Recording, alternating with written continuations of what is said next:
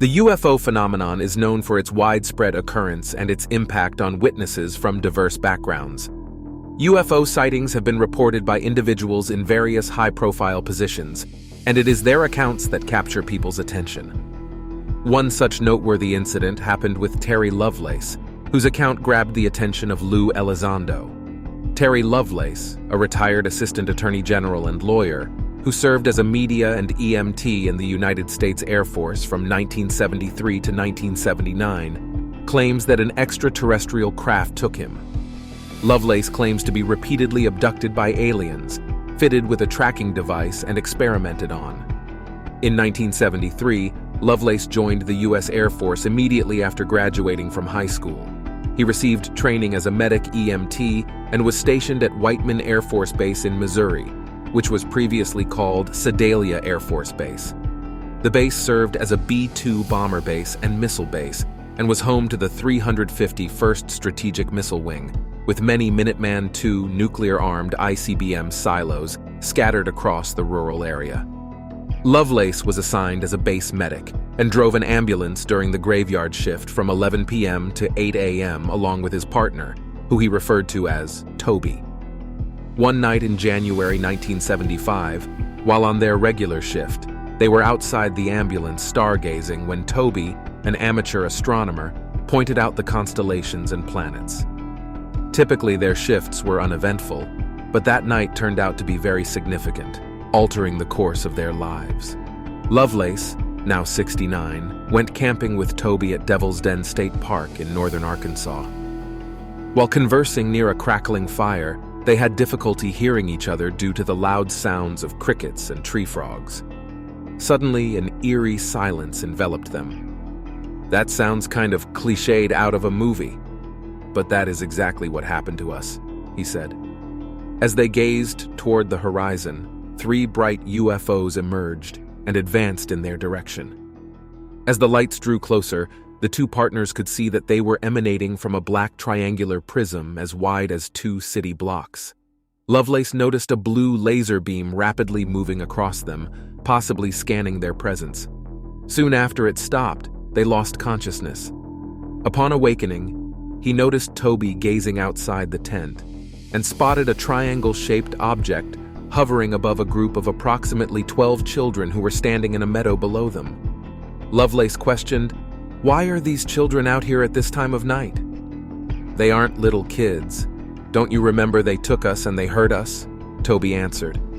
According to Lovelace, when Toby uttered those words, he experienced a sudden recall of memories of being inside a UFO. In later years, he resorted to hypnosis to recover his missing memories. Through one of these sessions, Lovelace recollected an incident where he had been taken aboard a spacecraft and subjected to medical experimentation by peculiar entities. Those entities were humanoid forms, but their characteristics were distorted and almost non-human. They communicated with each other through telepathy and seemed to be performing a medical procedure on Lovelace. During his hypnosis sessions, Lovelace experienced flashes of memory where he was on an examination table and screaming, but no sound was coming out of his mouth. He could hear telepathic messages in his head, urging him to stop screaming because they did not intend to harm him and would take him back.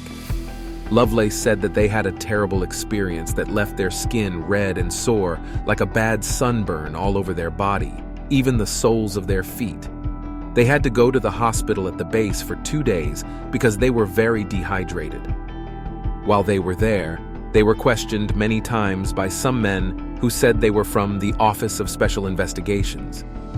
They searched his home and car for a camera that Lovelace said he did not have, but they did not believe him. They also told him not to see his partner Toby again, who was sent to another base. The whole experience made Lovelace have nightmares and affected him mentally for a long time. Terry Lovelace was profoundly disturbed by his encounter and left with numerous unanswered queries. Subsequently, he authored a book titled Incident at Devil's Den, A True Story, with the intention of uncovering the facts about extraterrestrial abductions and inspiring others to share their experiences. During a routine X-ray of his leg in 2012, a foreign object was discovered in his leg above the knee. The X-ray revealed an artificial object, about the size of a fingernail, with 2 wires attached, which the radiologist believed resembled an RFID compute device. The radiologist also noticed a collection of foreign objects in his calf muscle and was surprised that there was no corresponding scar in the skin.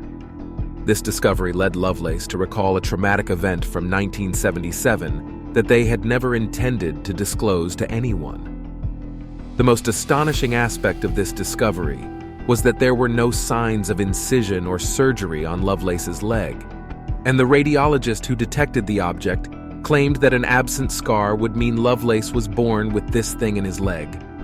5 years ago, Terry Lovelace published a book that caused significant issues, leading to a year-long harassment incident over his home outside Dallas. Lovelace reports that following the book's publicity, military aircraft, including 2- and 4-seaters, as well as Airbus 350 SS with no registered N numbers, flew over his house. These aircraft, which were drab olive in color, were spotted making flyovers at least twice a week, often every day. Lovelace captured many photos of the incidents, including one that appears to show a UFO in the same frame as one of the intruding aircraft.